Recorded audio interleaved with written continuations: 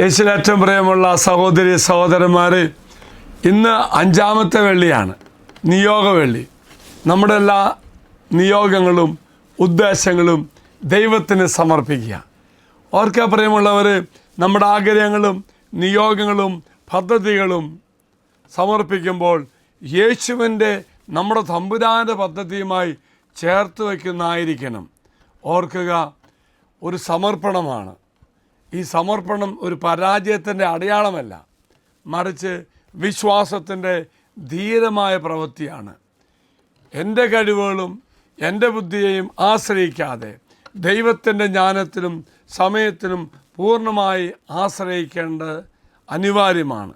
പ്രിയമുള്ളവർ, ഇവിടെ എൻ്റെ ഇഷ്ടം എന്നതിൽ നിന്ന് നിൻ്റെ ഇഷ്ടം എന്നതിലേക്ക് മാറുക.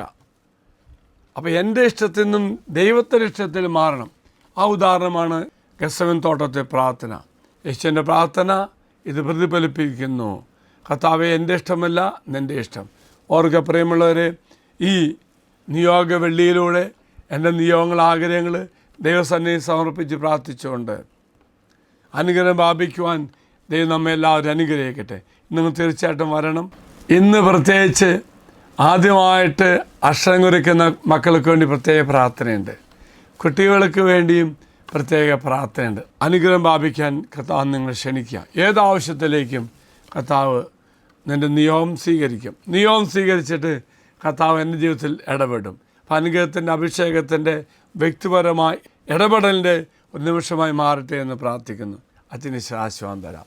നമ്മുടെ കർത്താവായ ഈശോ കൃപയും പിതാവായ ദൈവത്തിൻ്റെ സ്നേഹവും പരിശുദ്ധാത്മാവിൻ്റെ സഹവാസവും കൂടെ ഉണ്ടായിരിക്കട്ടെ, ഇപ്പോഴും എപ്പോഴും എന്നേക്കും. ആമേൻ. ഒരു നല്ല ദിവസം ആശംസിക്കുന്നു. നിങ്ങളെ കർത്താവ് ശക്തമായി അനുഗ്രഹിക്കട്ടെ. Praise the Lord.